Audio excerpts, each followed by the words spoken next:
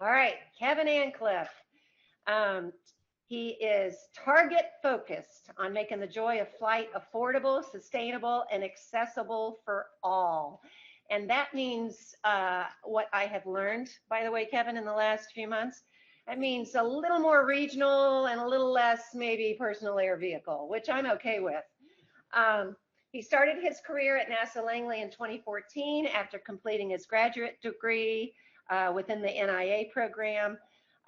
He came to work, yay, I'm very proud to say, within the Systems Analysis and Concepts Directorate. It was a perfect fit, by the way. He served as deputy lead of emerging applications and technologies in our aeronautic systems analysis branch. So as I'm reading, pick up on words like innovation, emerging, technology development, inspirational, in Kevin's and in Rich's write-ups. Oh my goodness. That's why we asked them to talk today, because it's an amazing story that they have. In Kevin's role, he led the development of a white paper in collaboration with experts from industry and academia to cast a vision for regional air mobility. He served as co-PI on the Heather project, you can look it up, led the design of several electric and hybrid electric aircraft as well as urban air mobility concepts. Let's see, something Kevin didn't share with me, but I found a white paper online. In 2020, he was a member of the Langley team with Jill Marlowe, and they were put in place to discuss NASA's evolving operating environment. And the team developed a model to describe the challenges that must be addressed for an emerging breakthrough technology to penetrate the appropriate market sector, and how all the players in the relevant ecosystem must collaborate to accelerate that market infusion. Woo, that's a bunch of words, but let me tell you, that's exactly what the challenge is. And I know many of you, Dave Hinton, for example, and a few others are working since retirement to make sure that technologies can get into our system faster, because they should be. For no other reason, it should happen like that. So I'm anxious to hear about that. Let's see. Kevin earned his BS and MS in aerospace engineering from Virginia Tech. No cheers. Yep, keep it quiet.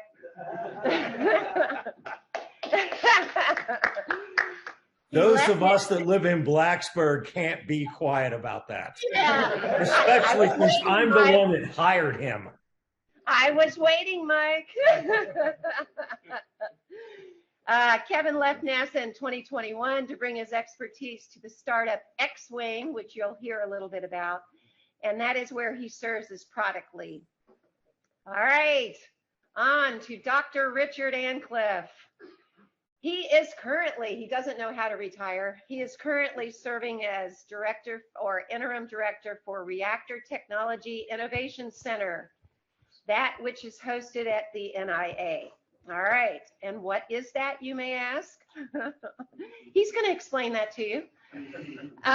Okay, so Dr. Antcliff retired in 2021.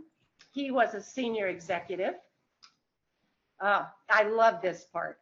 Most recently at NASA headquarters. So his last stay was at NASA headquarters, and I think in support of Steve Jurczyk, right? Yeah.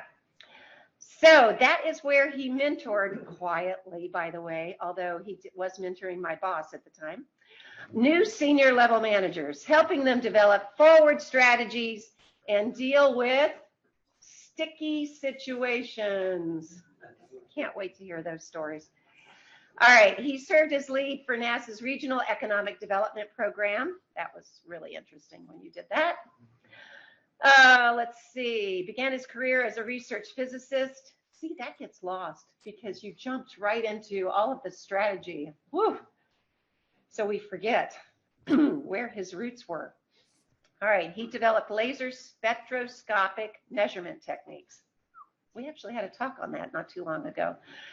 All right, let's see. He has served a variety of roles during his long tenure at NASA, to include head of the Measurement Science and Technology branch, acting director, somebody was talking about this earlier, of the Aerospace Vehicle Systems Technology Office. He created and led Langley's Innovation Institute, II, if you remember, and served as the center's first, I think it was first, right? Chief technologist? Mm-hmm. Yeah, and chief strategist. Oh, yes, and I used to hear really good stories when he got back from his Walt Disney Imagineering detail. That was very cool. All right, let's see. Holds a doctorate degree in physical chemistry from the University of Georgia, and he's a graduate of the and is a graduate of the Harvard Senior Executive Fellows. And so, with nothing else left but your good stories, I welcome Rich and Kevin Antcliff.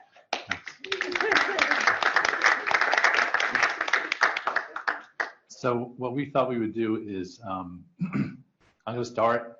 I'm going to give you the 5-minute version of my career because there were some interesting things that happened along the way. It's the interesting things that are interesting, not the, just a list of stuff. So I'm going to share some of those with you. I'm going to transition to Kevin. He's going to talk about his career at NASA and then his jump to X-Wing and what he's doing at X-Wing.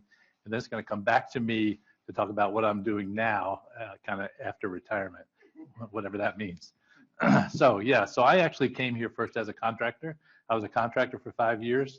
My boss was in Ohio. My secretary was in Ohio. I was the only one here from my company, which was very interesting. I was in the hypersonic propulsion branch doing spectroscopic measurements in the hypersonic wind tunnels. That's what I did for 5 years. Then they wanted to hire me onto NASA, but at that time, the head of the aeronautics organization would only hire aeronautical engineers. They wouldn't hire some physical chemist. So they had to hire me into IRD, even though I sat over in the hypersonic branch, which was interesting. So I had that job for about 5 years, and then I was asked to come up and be the technical assistant for Bill Mace up in the what was it called, electronics directorate. I worked for Bill and then Frank Hilario for about 1.5 years up in that office, which was fascinating. And by the way, when I was asked to take that job, I went to my section head. You remember we had section heads back at that time, and said, "What do you think? Good idea?" He said, "This is a terrible idea. You got to stay on the bench for 10 years, right, or 15 years." And of course, I ignored his advice and took the job. Then after that stint, I applied for the branch head job in measurement science, got the branch head, actually became my section head's boss, which was an interesting dynamic. So I was there for about 5 years. I do everything for about 5 years as I look back. And then went over to the aeronautics program side, led several of the projects and programs there, eventually became the deputy, while Darrell Tenney was the head of aeronautics at that time. He was actually spending all of his time helping Sam Veneri at headquarters. It was an interesting time for there, and so I was actually running the aeronautics organization during that time. So then I had the opportunity to go on SES CDP, right, to do the training for an SES. So I went and did that. Got that, and I had 2 very interesting times where I had to go and spend 3 months somewhere. The first one was in Code B. Steve Isakowicz was the head of Code B at the time. What was interesting about that is the CFO here was having interactions with him to try to set up my detail up there, and he was never responding to any of the emails.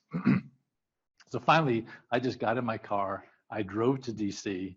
I brought all my stuff. I found an empty cubicle. I put all my stuff in it. I then went to Steve's office and talked to his secretary. I said, "Hey, I'm here to start my detail."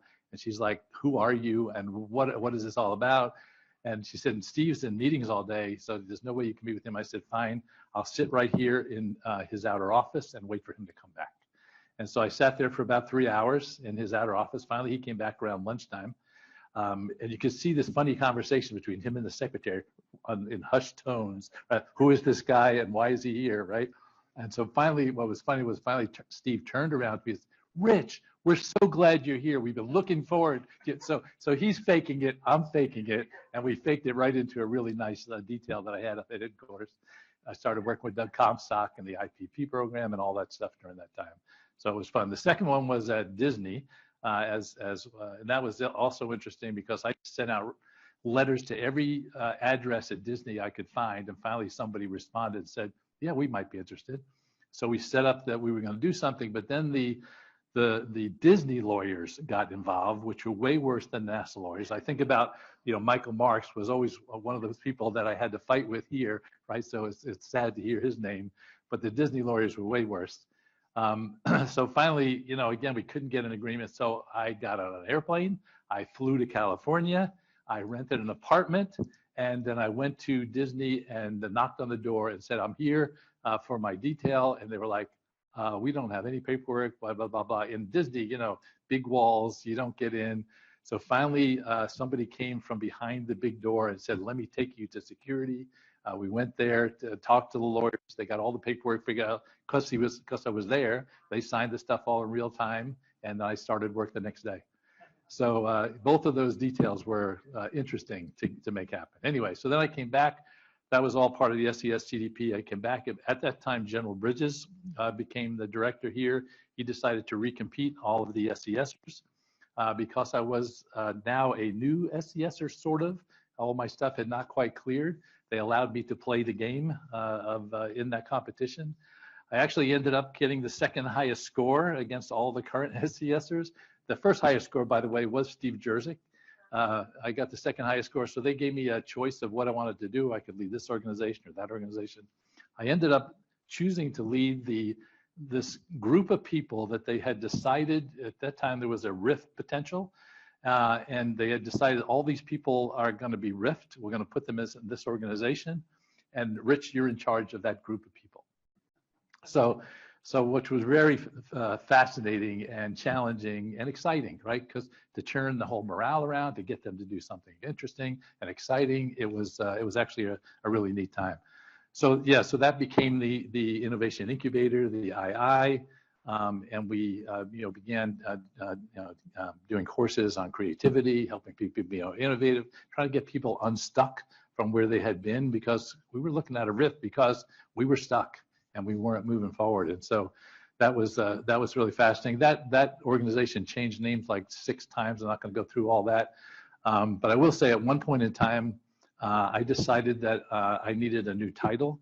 I wanted to be the chief technologist at Langley. So I printed up my own business cards that said I was the chief technologist at Langley. And then, of course, at headquarters, Bobby Braun finally came on as the agency chief technologist. He came to the centers and said, hey, we need a chief technologist. And so they came and said, well, we've already got one. Rich is our chief technologist. They'd never appointed me or anything, but I then became officially the chief technologist as a part of the procedure. So yeah.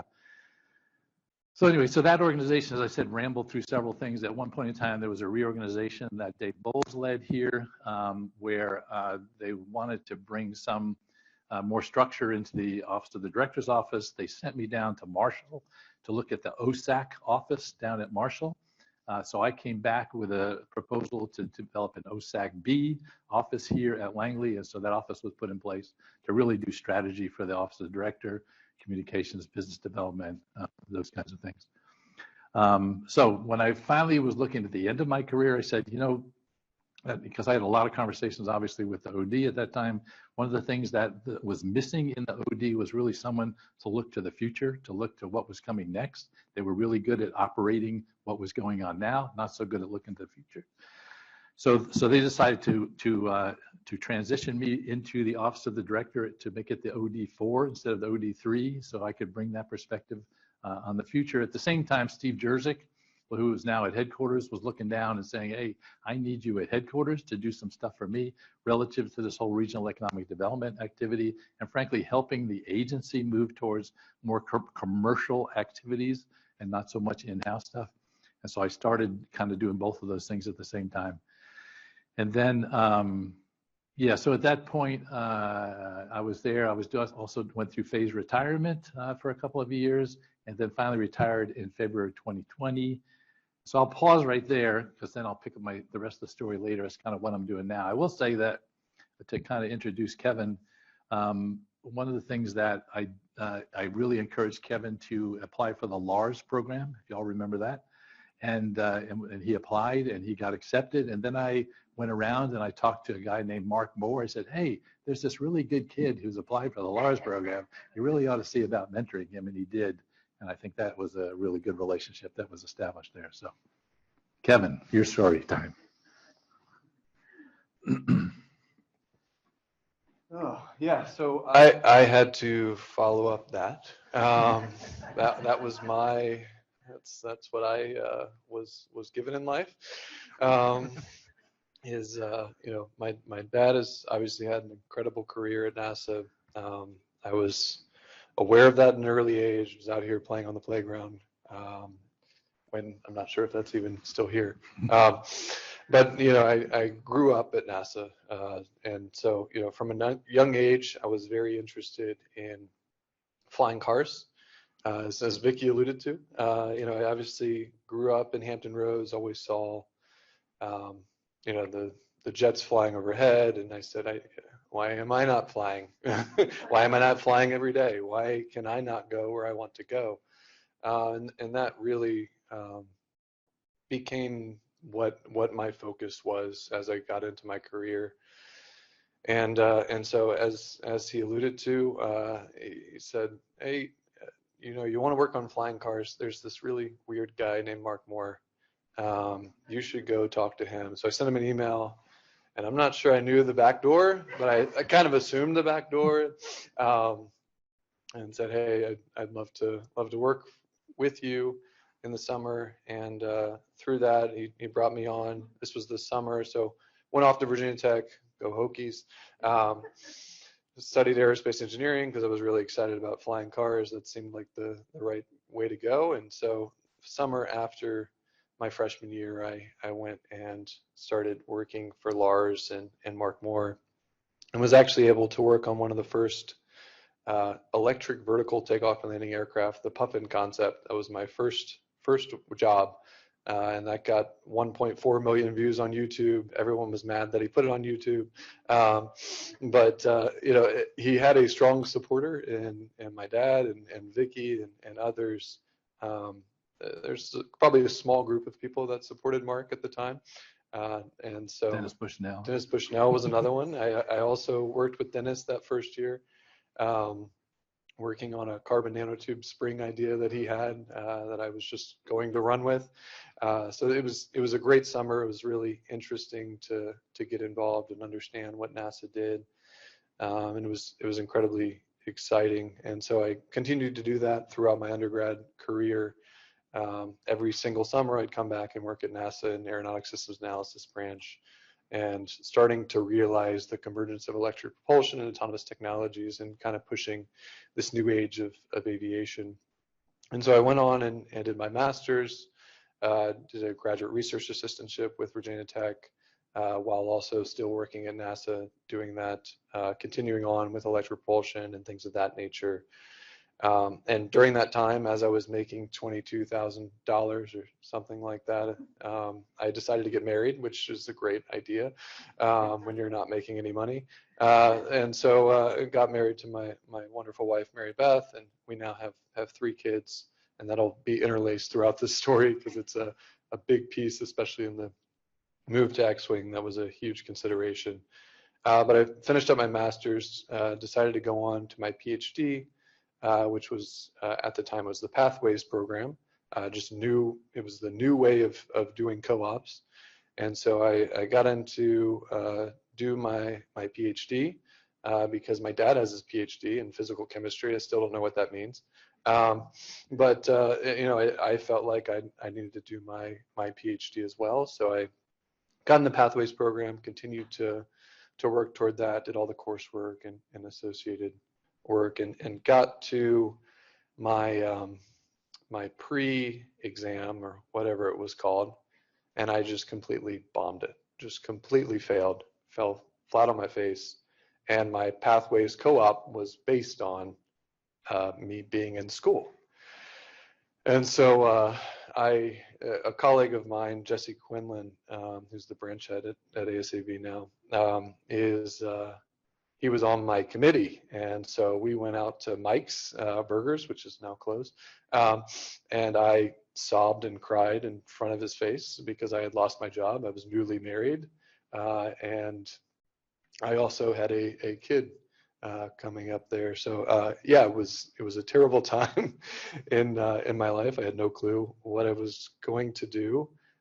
Luckily, I was able to. I was in AOE. I switched to ME and was able to keep that safety net underneath, and continued on there, trying to do my PhD. But a conversation based on what we're talking about now. I talked to my dad during that time, and was just like, I don't know what to do. I don't know why I'm doing a PhD.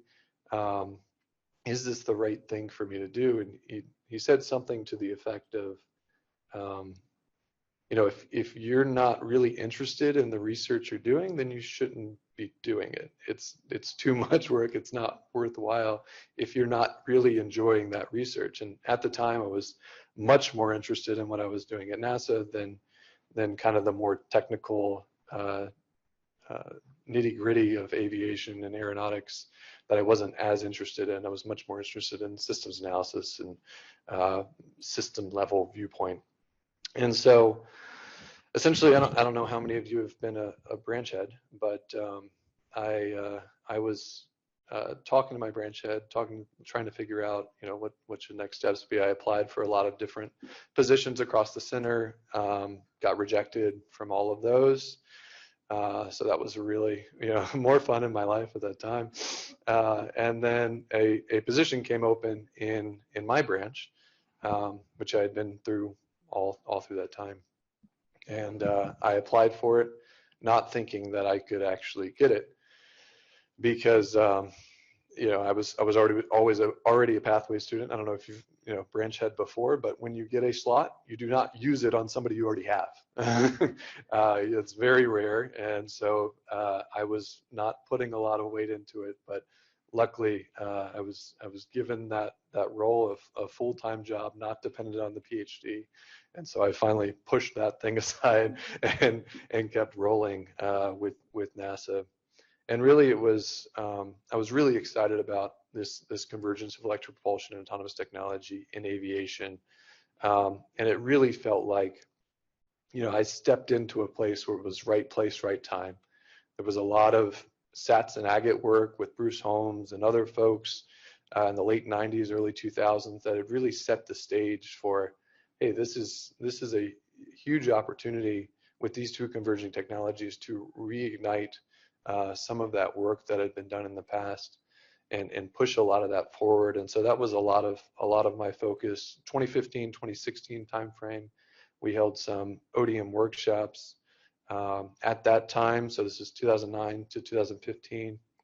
There had been a lot of interest from Larry Page, CEO of Google, and there was the Green Flight Challenge, and a lot of things had happened throughout that time. But ODM, on-demand mobility, was really about this flying cars.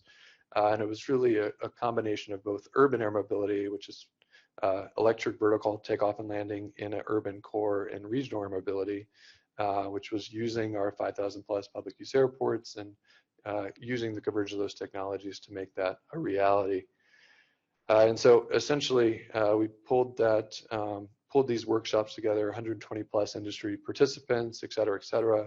Mark Moore, who was that first guy that I talked about, ended up leaving NASA and starting Uber Elevate, which kicked off this whole urban air mobility industry that now has 700 plus concepts and counting that are continuing to push forward. And there were several conversations with Mark that I had at the time of, hey, do you want to go out and start a company? I remember a specific conversation we had on, hey, as we were talking about going off and starting our own company, we talked about evtol.com, and he said, you need to go buy that domain because it's going to be big. And I said, that's really stupid. That's a really, nobody wants a clunky acronym. No one's going to grab onto that. And I was wrong. That domain is probably worth much more now, and I should have bought it. But I don't think he did. I'm not sure what actually ended up happening there, but pretty funny to see how that played out. But I'm so pretty sure he didn't buy it either. Okay, good. Did you? Kevin, this is Mike Marcolini. So hey, Mike. Good to see you. Well, I look forward to the questions. So let's see, where was I? ODM workshops, they left. So I was back at NASA. They went off and focused on the electric vertical takeoff and landing. And I focused on both, looking at ODM, convergence, et cetera. So I developed the Pegasus concept, which was an electric vehicle, worked on RVLT, revolutionary vertical lift technology, looking at urban air mobility concepts, developed a lot of those concepts, did a lot of SIF and IRAD funding, CAS work, convergent aeronautic solutions within aviation. And all through this time, Pathways, as well as I was a full hire, I was in the, actually, I kind of started the Pathways Agency Cross Center Connection. I don't know if that's still a thing, but there was a co-op agency connection that was trying to bring people together and fix issues within the agency. And I jumped onto one of those meetings that I saw in one of the flyers, and there were 4 people on the meeting, and all of them were about to graduate. And they said, I don't know what's going to happen, but we'd like to start something here. So I took it on. We grew it to like 100 people across all 10 centers at NASA, trying to connect Pathways folks during that time. I did similar stuff with Langley Emerging and Advancing Professionals in starting up some more concentrated efforts on how do we change the center, how do we make progress in that area. So I was always focused on, both from my dad, right, taking a lot of the stuff that he did during his career and challenging the status quo and constantly looking for ways to make NASA a better place to work. And so I was focused on both of those avenues for quite some time. And I'm glad you brought up the Tiger team. I was brought into a Tiger team with Joe Marlowe and David Dress and Dave Hinton and a lot of senior people. I was probably, no offense, Dave, I was probably 20 to 30 years younger than anyone else in the room. And it felt like I shouldn't be there. But luckily, they're very generous and very listened to this weird kid that was spouting off a lot of weird things. And we ended up pushing forward with kind of a vision for the focus of that was, how do we, what's the initial focus, which definitely shifted as we pushed forward. The initial focus was, what are we doing in autonomy? What's NASA's role in autonomy? And what are we going to do? And so we did 600 plus sources or something, a lot of research looking into like, what is autonomy? And I remember one of the first meetings, I don't know if you remember this, Dave, but they showed the last 13 teams that had tried to do this. It's like, why are we still doing this? And so we went through a year and a half or something looking at this, and what we came to the conclusion of is we need to change how we operate and how we work in order to effectively attach and be useful and contribute to a lot of these emerging markets. And so I continued on and developed navigators and tentacles and different things. I essentially brought, I think there were 78 branches at the time. I brought a person from each of those branches to try to say, okay, what are the issues you're seeing in your specific culture, right? Because each of these branches have very different cultures. And so I tried to pull something together and push this transformation effort forward along with Jill and many others. And essentially, I worked on that for quite some time, but in the back of my mind, I was always really passionate about this regional air mobility, which was the second half of, okay, they went off and started urban air mobility, but how do we work on regional? And so I focused a lot of my effort on there. I have no clue what I'm doing on time. I'm just talking. 12:30, wrap it up. Okay, so I did a lot of time on that regional air mobility, and I ended up writing a white paper, and I was really stressed about this.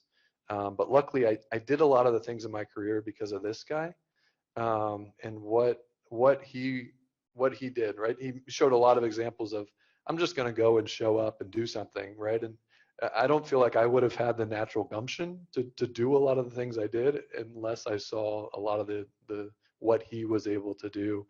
And so I did a similar thing with the RAM white paper. I didn't ask George if I could do it at the time, and I just kind of went and did it, and it ended up being really useful. I reached out to a lot of industry folks, academia that were working in the area, brought together this vision, and kind of put that forward. And so that being said, that was the main reason I went to X-Wing. Is I put out this vision. It really caught on with a lot of people. Both the CEO and CTO of X-Wing contributed to that, and so they call me 3 months later after that paper was released and say, hey, we really want to bring you in. And I have 3 kids at the time, and still do. But they were, I don't know, 1, 3, and 5, and going to a startup seemed like a really, really dumb idea. And many of y'all agreed, I see. So I talked to Mark and Max, CEO and CTO at the company. They were about a 22-person company at the time, and we had 6 or 7 conversations. We talked. I asked them every single question that I could think of. Work-life balance. Are you sure about this? Can I actually be remote? Are you going to fire me if I stay remote? And a lot of questions about, am I actually going to be able to see my kids? Because I got a lot of stuff from Uber and Joby and a lot of the other players of 90-hour weeks and 100-hour weeks. And I said, that's not what I want. I was very, very clear on what I was bringing to the table and what I could contribute. And I also talked to about 20 mentors. One of them definitely being my dad, talking about, hey, is this a good idea? He had at that point it was, he was still at NASA, still at NASA. So it was like, I felt bad, right? Because it was like, I should stay at NASA. I'm going to become SES. I'm going to follow the same steps. But, it ended up, I reached out to him and he was incredibly supportive, likely too supportive. It was expecting like, no, you need to stay at NASA. That's not good. And across the board, every single person I talked to, they said, yeah, this is a perfect fit for you. You definitely should do this. And I was really continuing to reach out to people to get a no, right? Okay, no, what's the reason the no is, right? Why the no? And really dive into that, but I never got it. And so, that's kind of the way that I went, and really it was, a lot of the why is it was the right opportunity for sure. I wrote the regional air mobility white paper, and they want to focus their entire company on regional air mobility. Okay, perfect. This is exactly what I'm passionate about. It was definitely not the right time. 1, 3, and 5-year-old. This was definitely, it was a scary decision for me to make. But it was the right overall vision that I have, and it matched very closely with that team. And so I made the jump. What am I doing now? I'll quickly talk about that. But it's a startup whose mission is to dramatically increase human mobility using fully autonomous aerial vehicles. And I'm really focused on that product market fit, which is perfect from my background in systems analysis and trying to understand, okay, that's a great technology, but who cares, right? Where's it going? What's the application point, and how effective is it going to be in a given market? And so that's really what I'm focusing in on. And we've got a fairly large airline now that we're operating. We've got 35 Cessna Caravans. We're doing 400 weekly flights across our bases are in Raleigh and Lansing and Dallas and Portland. And we're doing consistent cargo feeder operations for UPS, which is essentially they bring in the packages in the large, and we go out into some of these more small communities, which is a lot of what regional air mobility is focused on, is looking at, okay, we've got 5,000 plus public use airports. Let's actually use them. I think it's something like 2% of airports handle 96% of of emplanements, right? So we're not utilizing the infrastructure. I think it was 1946 was the National Airport Plan to put all these airports for transportation, but it's been over 75 years and we're not effectively utilizing that infrastructure. And so that's really what our ultimate goal is, starting with cargo, moving to passengers, and starting to open up the ability to, okay, we've got PHF, we've got Newport News Airport. And if you go to Newport News Airport, you can fly to one place, well, 3 places now because of Avelo, but one place within 500 miles, right? You can go to Charlotte. And if you don't want to go to Charlotte, you have no other options except for a connecting flight. And so, the whole point is I want to take off from Newport News and go to Blacksburg and see a football game. That's what I want to do. I also want to go up to DC. I want to go up to Philadelphia, go down to South Carolina, like have the flexibility that regional mobility offers. And so that's what I'm really passionate about. That's why I ended up making that jump. And I'll go ahead and stop talking so you can finish it. Talk about the remote. How's that working? Yes, that was a key part, is that, especially in the differences between the two, is that, I had many opportunities in like, hey, you can move out to Phoenix and work for Honeywell, or you can move out to England, or I had a couple of those different job offers throughout the year, but it was always like, that's awful. I don't want to move my 3 kids. And so this one stuck out because I was able to work remotely. I was able to work fully from here. I live in Yorktown. I stay in Yorktown. Where's the company? The company is in San Francisco. They've got an office downtown in San Francisco and a hangar out in Concord, which is east of San Francisco. And we also have all these operations across the U.S. But they are very, very flexible, allowing me to work here. I haven't been to San Francisco since March. So they're very flexible, allowing me to work from home. And it's been very productive, especially from like a work-life balance. My kids go to bed at 7. Because they have to go to bed at 7. But so I block off my time from 4:30 to 7. I'm going to spend with my family. I'm going to spend with my friends and my family. And other than that, I can work in the beginning of the day. I can work at the end of the day. It doesn't really matter because I can just hop on the computer, do a little work for 30 minutes or an hour. It's a lot more flexible than it was, 10, 20 years ago. So that really enabled this opportunity for me in my situation, other than, yeah. That answer your question? Yeah. So let me just wrap up kind of where I am. I will also say kind of the funny overlap between Kevin and me at the end was that the position that I created in the OD, for forward looking, right? The next person to take that position was Jill Marlowe. Right now, Kevin Rivers, right? And so, Kevin ended up working with Jill. It was just a weird wrap around what was going on. But anyway, so I was at headquarters working with Steve Jerzyk and then Jim Ryder in systems analysis. You got me saying it now. Right, in space technology. And then so I retired at the end in February 2020, right before March 2020 when things went crazy. But they reached back to me saying, hey, we would like to continue on. So what I was doing was essentially being a utility infielder for space technology. Whatever trash job they didn't want to do, they said, well, Rich will do it. Mikey, he'll eat anything, right?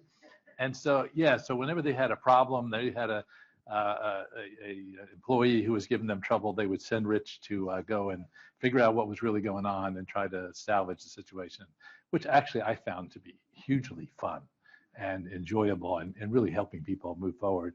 And then I got connected, kind of mentoring some of the new young SESers, and that relationship has continued. So that's kind of why they brought me on under contract to work with those folks.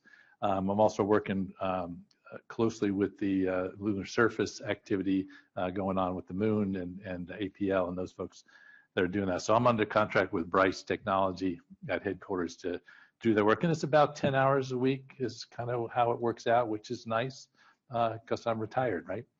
But the other thing that happened during that time period was the city of Hampton reached out to me.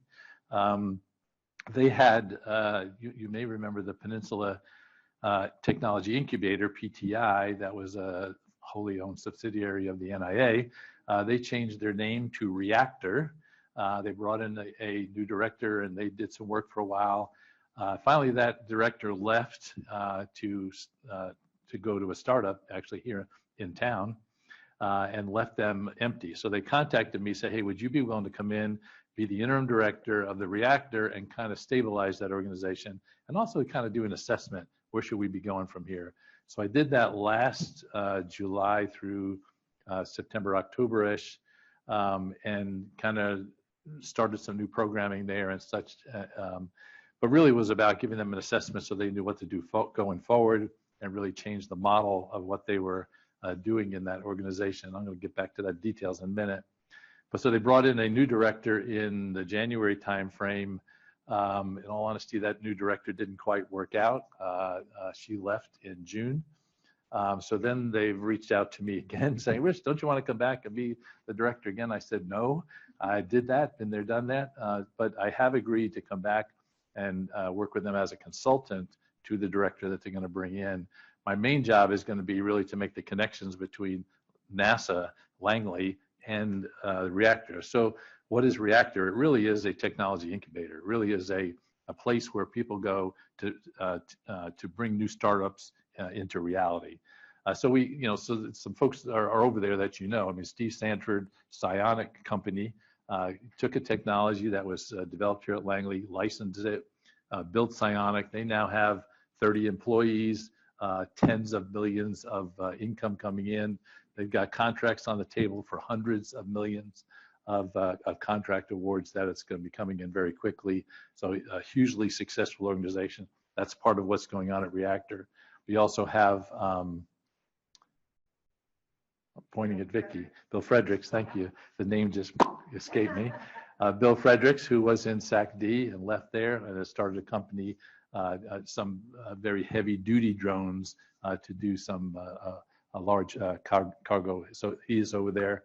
There's a couple of other small entrepreneurs that are NASA people that are working part-time that are also over there. So what I'm really working on is let's do a better job of that. It's kind of been happenstance that people have gotten connected and gotten over there. We're going to try to do a better job of getting people to actually who want to maybe go out and try something on the outside, or folks that may want to stay within NASA and want to get their technology out, get them partnered up with some people that can take that technology on the outside. So that's what I'm going to be doing over the next year or so to try to help that happen. So that's our stories. So at this point, I think we're open for any Q&A or thoughts or suggestions for us. So. That's right. So open for Q&A. Why don't we start in the room and take 2 or 3 questions here, and then has anybody sent questions to Rick online? Because unfortunately, I'm not in front of a laptop this morning. Or Mike, I'm sure you have something. If you guys just want to tap in, you're welcome to do that too. So why don't I didn't type in any questions, but I do have the gun locked and loaded. Okay, wait. All right, I'm going to start in the room. All right, George. eVTOL, part. Obviously, Mark Moore was a visionary to kind of open the floodgates here in his advocacy and stick-to-itness. So fast forward now, all these companies, technology seems to be getting in. With states like California, New York, and Virginia saying by a certain date all cars are going to be electric. Does the industry you're involved with now look at infrastructure? Is that a concern and a potential roadblock? The actual electrical infrastructure for eVTOL, whether it's flying cars, whether it's large drones or regional, which is going to be even tougher. If you really see this model of regional taking off, that's going to take a lot of energy. So what's the talk? Because I'm out of it now, but what's the talk with companies like yours about that? Yeah, great question. Great, there we go. Great question, George. So yes, I think there is definitely a huge infrastructure is broad, but I think you're focusing mostly on the electric charging infrastructure. So I think just to be specific,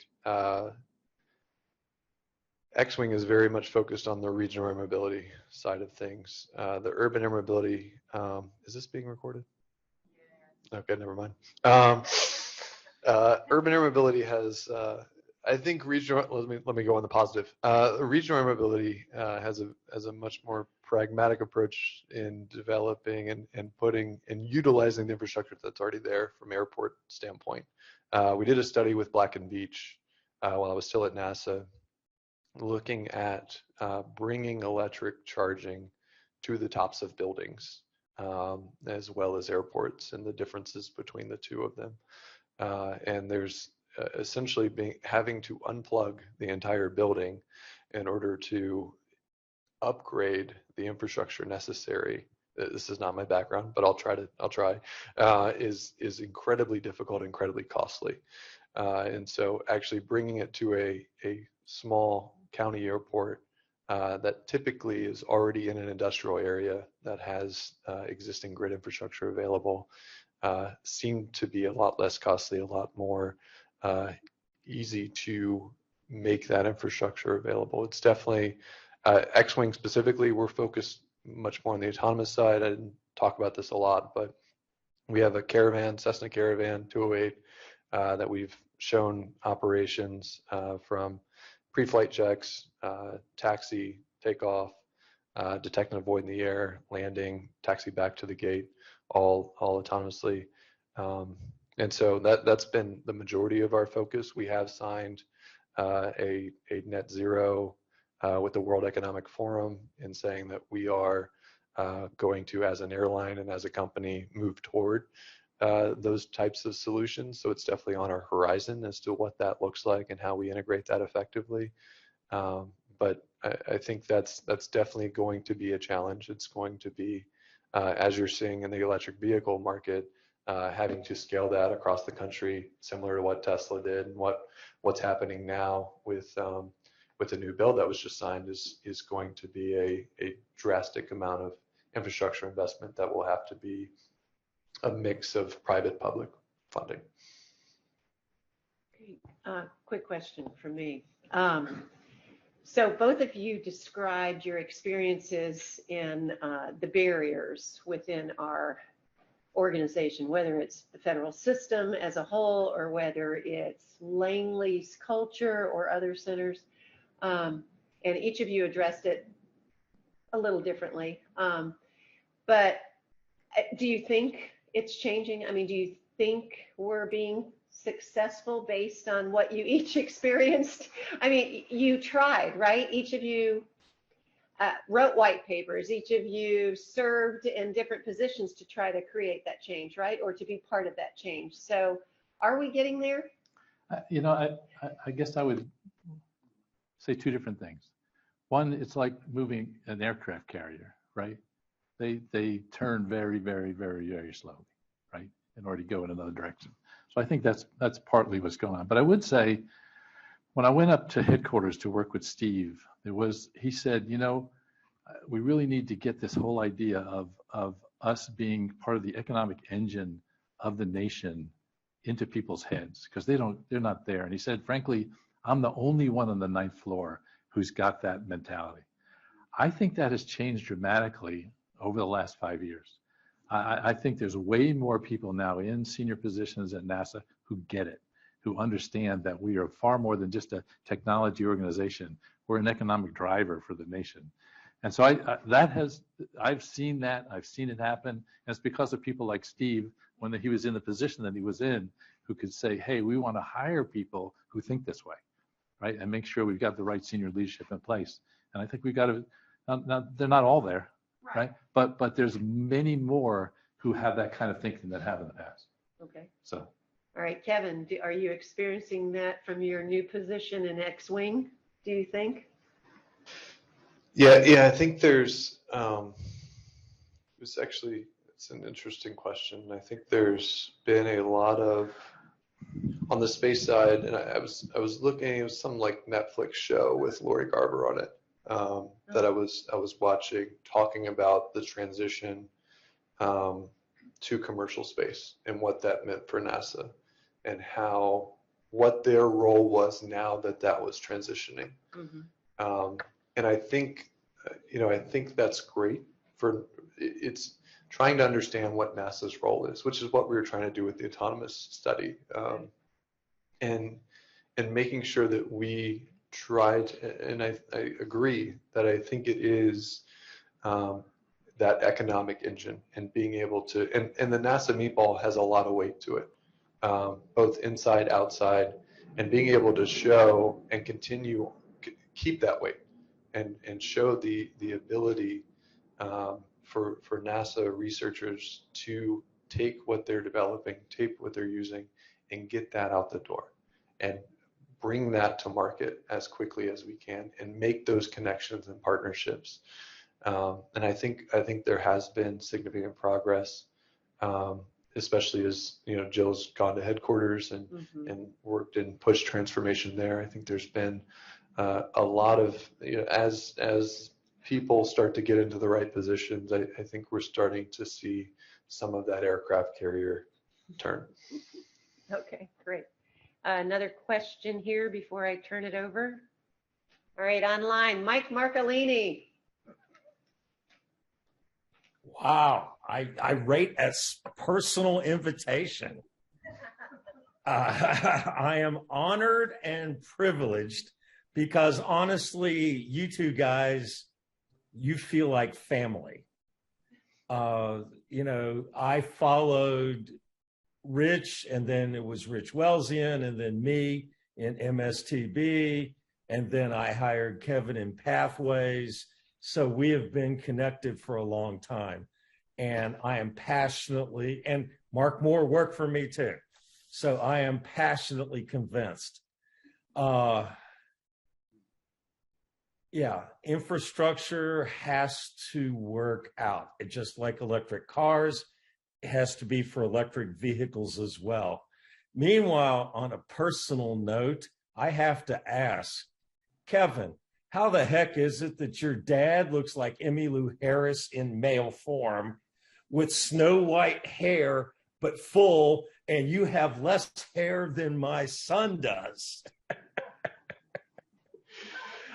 Let's see, how do I answer this one? I can answer this. Sorry, that was a cheap shot. I can answer. You're being recorded.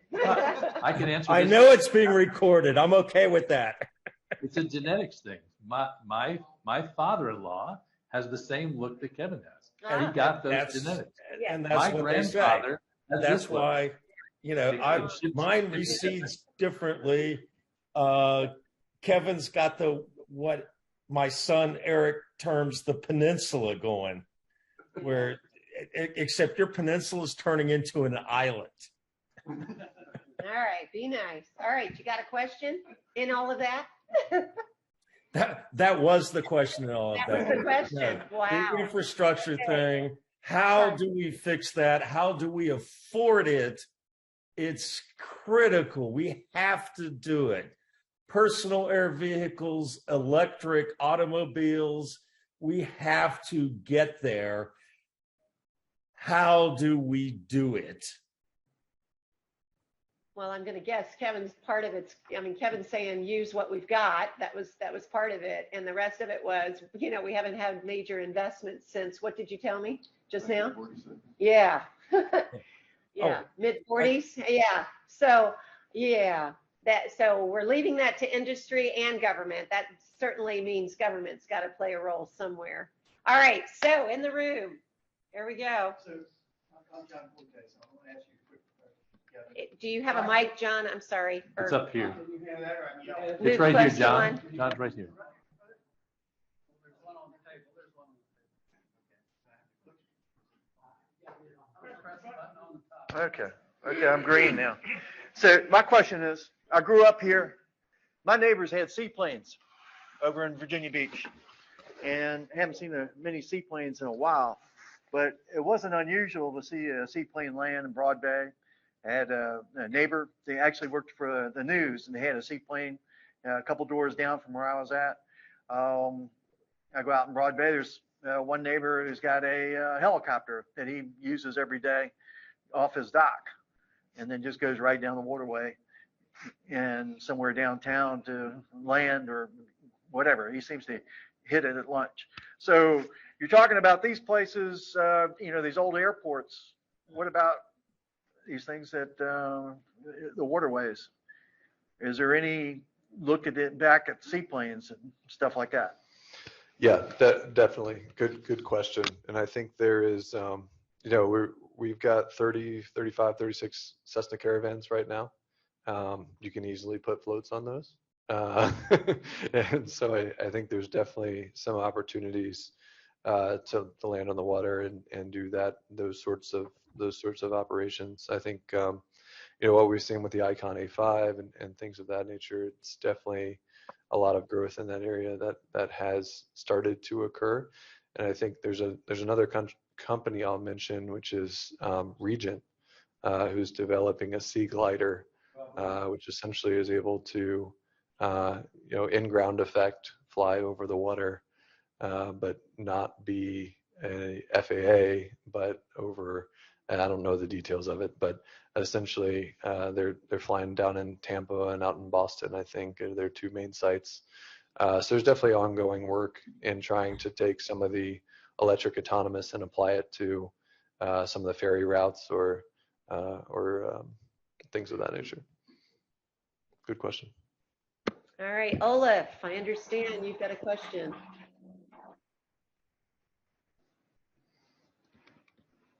Do you want to ask it? Oh, I guess I'm unmuted now. Anyhow, I enjoyed your presentation, both of them, and I don't know that much about it, but I'd ask what competitors might you have, or are you unique? Are you the only one in the business now, or are there others? And if so, what do you offer that others don't? Yeah, that's my job, isn't it? Yeah, so we have there's a lot of, it depends on your definition of competitors. We have a lot of other folks working on autonomous technologies and how we implement that to different aircraft. Probably the two closest one, there was a good article that came out in the Air Current, which has a very, very strong paywall. I think it's like several $100s. So I'll try to give you a brief synopsis. But essentially, Merlin and Reliable Robotics are probably our two closest competitors.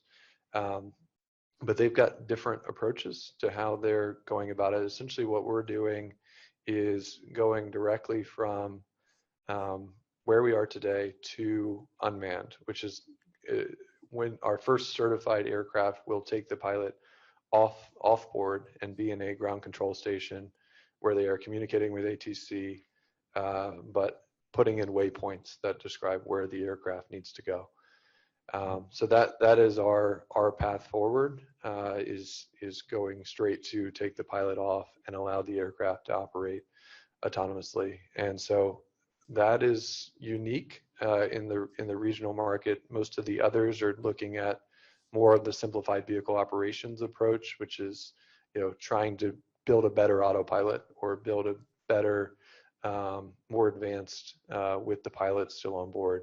But we see, based on our focus and where we're going, that's a critical piece to unlock and move away from the hub and spoke model that puts those 96% in the 2% of airports. And so we really see this as a critical need, and we've actually brought on the former director of certification at the FAA, Earl Lawrence, to lead our chief compliance officer, to lead our effort in pushing toward that future. Excellent. All right, our time is coming to a close. Do you guys have any closing comments? No, I would just say, we're both having fun. Yeah, it sounds right? like it does. And we continue to have fun. Yeah. And I'm just loving, what he's doing and enjoying watching it. I'm excited about, where he's going to go, and it's been a fun ride for me, and I'm enjoying watching his ride. So good Great. stuff. Yeah, I think I mentioned it several times in my diatribe there, but there, nothing. I mean, even the backdoor comment. Nothing that that I have accomplished would have been possible without seeing his role model and his ability to innovate and show what's possible within NASA. And so he really paved the way. And early on through the end of my career, it was, I was building on the back of his reputation. And he created such a strong reputation that I was able to just coast on. And it was funny. I'll mention this in closing, is that early on in my career, it was always, are you related to Rich? Are you Rich's son? And then right before I left, I think he got at least one or a few. Oh, are you Kevin's dad? Yeah. Wonderful. That's great.